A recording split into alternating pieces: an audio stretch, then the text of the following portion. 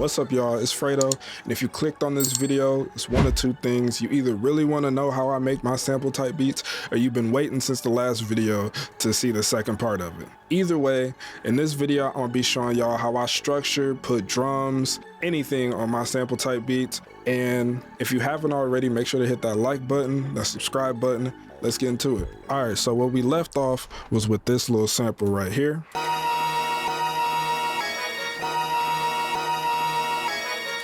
And obviously, I make Detroit type beats or Flint type beats, so that's what I'm gonna be going with here. I already got this little pattern right here, but I'm gonna go ahead and delete it, and we're gonna start from fresh. Now, I already got an 808 in here. This is an 808 that I use for most of my beats. It's made by Donez. It's in his official drum kit 2024. If you don't already have any of Donez's drum kits, make sure to grab them if you make Detroit type beats, because it's all you ever gonna really need, bro. So first things first, I'm gonna want to grab a snare. I'm gonna bring the sample down a little bit, but we'll grab a snare and just throw that down. Now, my snare pattern is pretty basic, but there's one or two things you can do with your snare pattern, or one or two things that I do with my snare patterns is keep it pretty basic like this, or I take this very last one and I offset it to right there, so it sounds like this.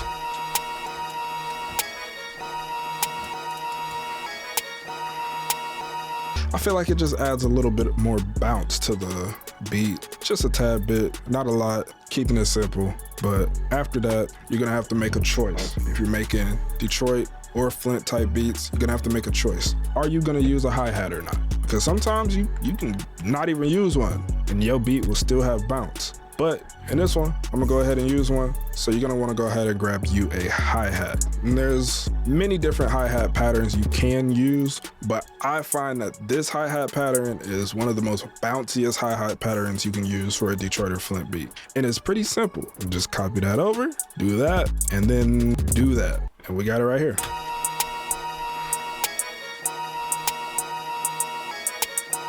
Simplicity.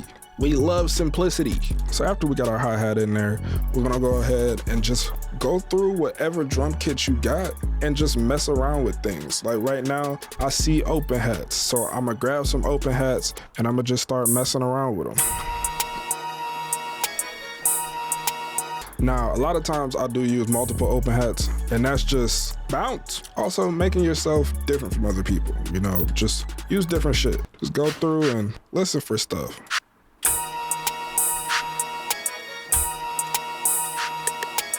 Now that I'm listening to it, I don't want that there, and that happens. So, you know, as you go, it's really about trusting your gut, trusting who you are as a producer, and just going with the flow of like what you think is right, especially when making these type beats. When you're making a Detroit or Flint type beat, going with the flow of what you think is right, that's all that matters, man. I know this looks really weird the way I'm doing this. Trust me when I say I don't usually do this like this, but right now I'm just being odd. Now, let me delete this real quick. This little second half of, where is that even at? Is that my snare? Yeah, let me delete this little snare.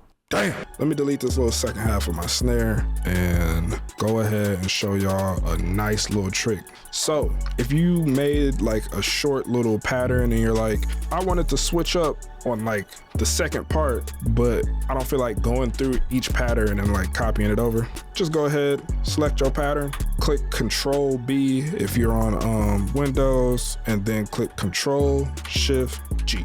Go ahead and delete that original one. Now your pattern's longer. Hey, now I can do a little switch up that I want to do.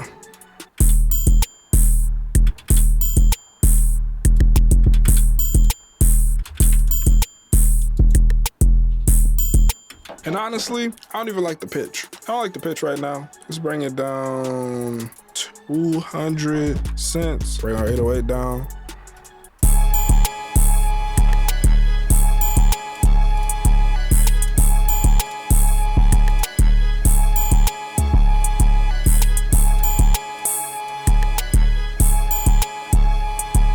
Everything that I do is about just playing around with different shit. Like, there's no reason why my brain told me that I need to shorten this 808. It just said, hey, shorten that 808, twin. So I did it. So just when your brain's telling you stuff, listen to it, man. Now, I really feel like it wouldn't be a Detroit beat without a tubular bell. I'm using a tubular bell from Purity, but Use whatever you want, brother, but know what your root note is.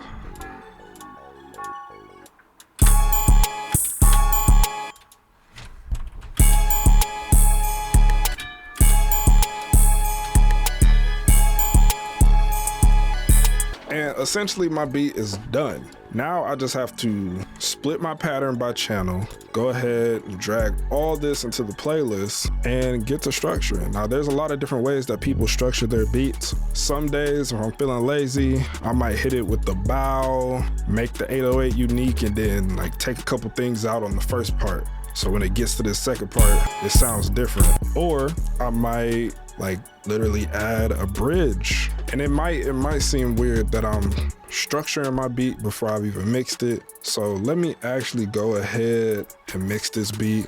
If you want some sauce on mixing, go ahead, grab your top little button right here. I don't know what that is. Click it, drag down. Go to whatever mixer you want to start on, click Control, Shift, L.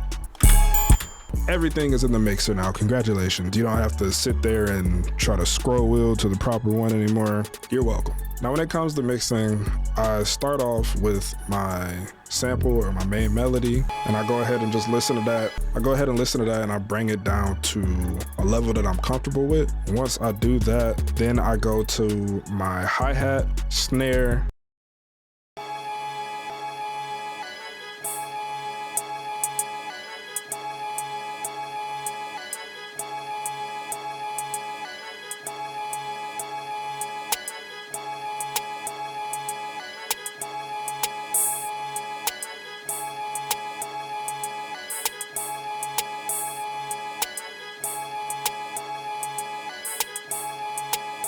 and when mixing, you might find things that need adjusting. Like I want these bells to ride out for a little bit longer. So it's good to hear these individual sounds by themselves.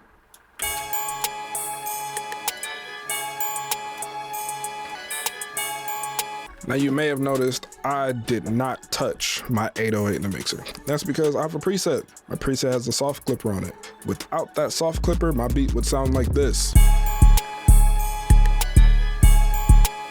I ain't really hitting on nothing. With that soft clipper, just basic.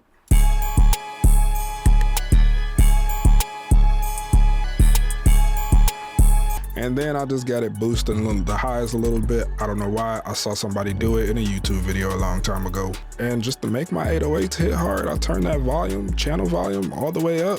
Come in here and tweak the volume multiplier anywhere between 125 and 130. You go above 130, you're gonna get those really hard hitting 808s that some people do like to use, but